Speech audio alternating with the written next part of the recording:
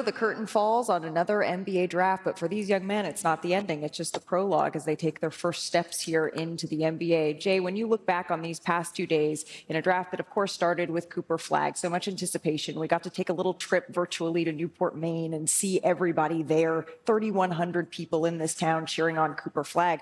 But there's 59 young men here whose lives have changed. A couple more will change here in the coming hours and days. What do you take away from this? Well, I think when we look back on this draft, we're going to remember it as the Cooper Flagg draft. Oftentimes, a draft is defined by the top pick and how the top pick does. And I think, like most people, he's going to do really, really well. But there's a depth of really good players in this draft. You know, Dylan Harper has a chance to be a star in the league. And what San Antonio did with 2 and 14, getting Dylan Harper and then Carter Bryant, 3-and-D guy from Arizona, I thought was really effective. But, you know, look, the draft night, that was as emotional a draft night as I've ever seen in the 23 years I've been doing this. Saw more tears than I think we've ever seen. But draft night, the first 2 nights of the draft is about hope. You know, it's about, okay, you're realizing a dream. But tomorrow, it's about delivering. And then guys really got to start delivering on that promise, because you got to get, as Bob said, like, nobody cares where you're drafted tomorrow. You got to go into camp and you got to perform and you got to be a pro. And that's what it's really about. It's a celebration, and then very quickly turning that page. The good news for so many of these guys is the basketball is what they're fluent in. That's what they're looking forward to, getting back on the hardwood, because many of them, they haven't played in months. Their college season is concluded. They want to get back to that competition. Yeah, I mean, to comment on Jay, I feel like as a man, I got to get more in touch with my emotions. Watching a lot of these guys, I mean, crying is okay for guys. Apparently, I mean, we were in the epicenter of tears in the last 2 days, which I think is good. I think it's good. It's a healthy thing to do. So look, Jay's right. Draft is over. It's this awesome 2-day celebration. I love that they made it 2 days, made it more interesting. I know teams like the ability to maneuver in the second round. But now that's done, right? And yeah, that's just a number, but that does not define your career in a good or a bad way. And so it'll be fascinating to see what a lot of these guys end up doing in their career. One of the hardest working men on this NBA draft has been our Jonathan Givony. He's the one that makes sure all of us are prepared, to make sure that all of these prospects, the fun facts, are brought to light. Jonathan, I'm curious, as you reflect on this draft, what stands out to you? I'm already looking forward to the 2026 NBA draft. I can't wait. AJ DeBonza, Darren Peterson, Cam Boozer, Nate Ament. This is a stacked class. So many guys went back to school because of NIL. I have my 2026 mock draft coming out tomorrow. It was hard to find spots for guys, so I can't wait for this upcoming college season. I'm going to the FIBA Under-19 World Cup next week in Switzerland. I'm going to Belgrade after that. So, like, we're already off to the races for the next one here. We are in the city that never sleeps, and clearly Jonathan Givony does not either. This is the swag, the style that we've seen over the last 2 days as 59 young men, and apparently, according to me, one sports pundit got drafted into the NBA. To stop by. We've already seen here plenty of movement, Brian. Of course, Kevin Durant traded from Phoenix to Houston. That happened on the same day as Game 7 of the NBA Finals. And then a little bit more surprisingly, we were wondering what the Boston Celtics were going to do in the wake of the Jason Tatum injury. Drew Holiday gone. Kristaps Porzingis traded to Atlanta, and then CJ McCollum traded from New Orleans to Washington on Tuesday. Let's start with the Boston Celtics and filter our way down here, Brian. What do you make of the moves that they are choosing here? It was not surprising, unfortunately. When Jason Tatum got hurt, they were facing a payroll that Bobby was calculating for us over the recent months. It was topping $500 million. And to illustrate how penal the tax situation that they were in, they only traded 2 players. Unlike they traded 9 players. And one of the players they got back a significant salary in Anthony Simons for. Porzingis was pretty much a straight cash dump. In just trading those 2 players, they saved over $200 million. So that just tells you how fragile their situation was. And so the big question is, are the Celtics done? Or are the Celtics looking to cut more salary? They can, I think, Bob, what, $16, $17 million over the tax? About 15 and a half, yeah. Yeah, and so there could be more moves to get under the tax. And as the Celtics have taken their team apart a little bit, these East teams that are around them have been emboldened. And I think we're seeing the Magic feel good about their position, and we see the Hawks are actually a very interesting team. They finished in the play-in this last year. They watched the unfortunate injury to Jason Tatum. They watched the unfortunate injury to Damian Lillard. They watched the unfortunate injury to Tyrese Halliburton. And then they see an opportunity that they can move up. So they go get Kristaps Porzingis. They have how big is the trade exception, Bobby? 25.3. And I think they intend to use some or all of it. So the Hawks are a team that is reacting to their situation. I think we're going to hear the Hawks more from the Hawks in the coming days. I think, Brian, and this is a question for Bob too, they did the right moves as far as getting under the second apron, has much money they saved just based on how punitive and with the Tatum injury and where this roster was going.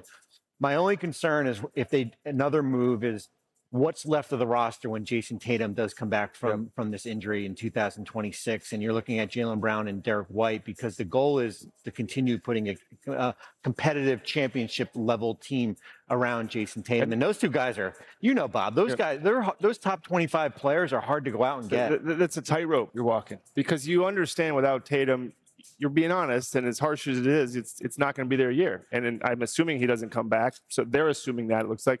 But then you can't just say we're going to get rid of all our players, and then he comes back and looks around and goes, what are we doing? Because he's still making a ton of money. Jaylen Brown's making money. Derek White is one of the most coveted players in the league. So at some point you have to say, we're going to try this year, and we're going to preserve the option to come back, because that is not an old team. That Celtic team is not an old team. And Drew Holiday, one of their older players, is not there. Porzingis, not an old guy. They had to move on from him. So they still have three fantastic players in their prime, and you have to protect that. That's why you can't go so far in gutting your team. Well, Drew Holiday was traded to the Portland Trailblazers at one point before as well, and now this is kind of coming to fruition. On the other side, the Atlanta Hawks, Tyrese Halliburton told me they didn't want to be the Atlanta Hawks, a mirage from 2021. They wanted to prove it again and again. Atlanta, it may be your turn now.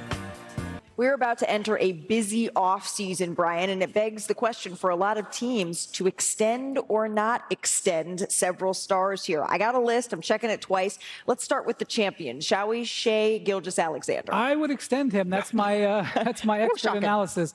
The question is, will he want the entire amount, or could they get him to take a little haircut to see if they can keep their team together?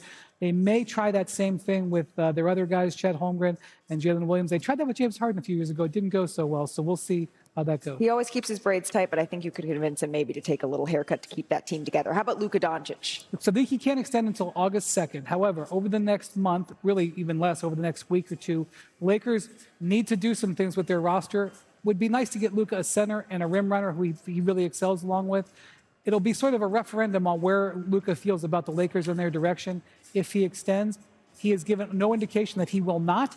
However, there is a sense of mystery until he does. How about Nikola Jokic? So this is an interesting one. He has 3 years left on his contract. No pressure, you would think. However, things haven't been going so great for the Nuggets the last 2 years, as they've lost players off their roster, and the ownership has been careful on spending.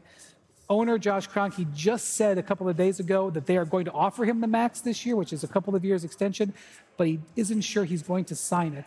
Not because of anything to do with the team, but because he can get more money by waiting. However, if he doesn't sign it, it's something for the team to reevaluate with. Yeah, 3 for 212 is the Jokic number. And listen, he came out after the playoffs and said, we need to get depth.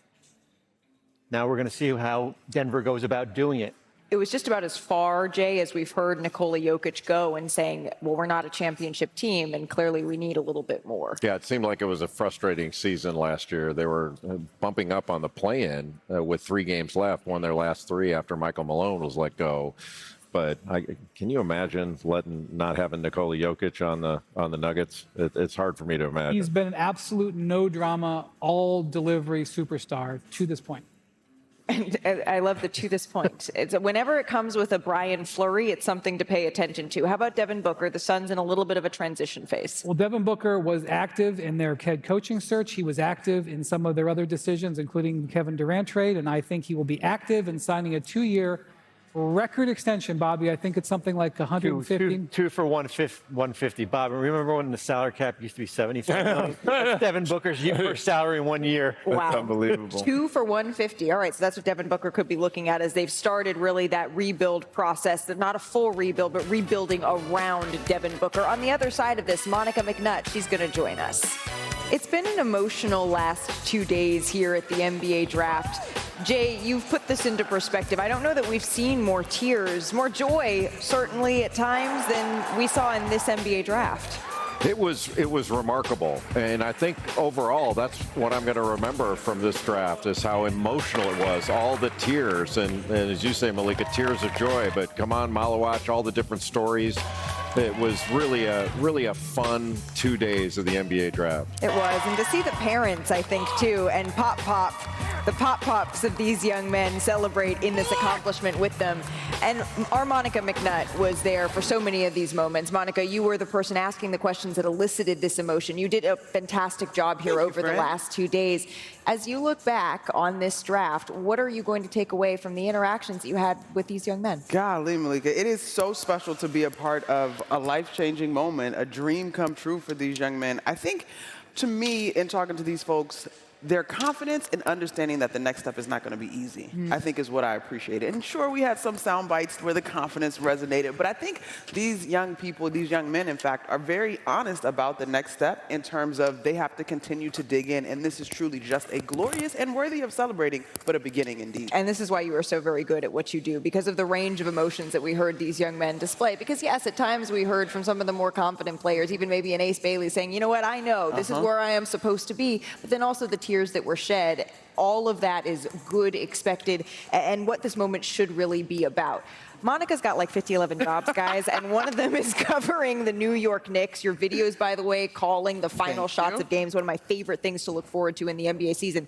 We got a busy offseason coming. What are you looking for from New York? Well, we got to get a head coach. The Knicks have to get a head coach. That's step one. But I think, at least as I've checked in with folks, they are going through the process. And I know it seems a little bit frustrating in terms of you let go of head coach Tom Thibodeau, who had done a fantastic job, and you don't seemingly have a plan. They're going to continue to go through the process. And I do think, if anything, this organization in the last couple of seasons has earned a little bit of respect in terms of the moves that Leon Rose has had to make. I'm not saying that you don't get a chance to scratch your head a little bit, but I think you're going to have to be patient, and they're going to make this hire. They believe that will be the best fit. Monica, patience in New York City is what you are asking for, but it's certainly something that we can aspire to. Jay, this is your 23rd NBA draft, is that right? You have to keep bringing that up. 23rd NBA draft. It's pretty special that you have been here. I'm not calling you old, but can you just sum up the last couple of days and the message to these young men now that they're taking their first steps into their NBA career? Well, they know what they're getting into, to Monica's point. It's just really fun to watch these guys take this next step, and it's a huge step. And they're stepping into the best league in the world and the best basketball in the world. I can't wait to watch Summer League coming up. Well, I've gotten to sit next to the best colleagues in the world the last couple of days. On behalf of our entire NBA draft staff here at ESPN, thank you so much for spending the last 2 days with us. Coming us next, it's Scott Van Pelt Sports Center on ESPN. Good night, and thank you for watching.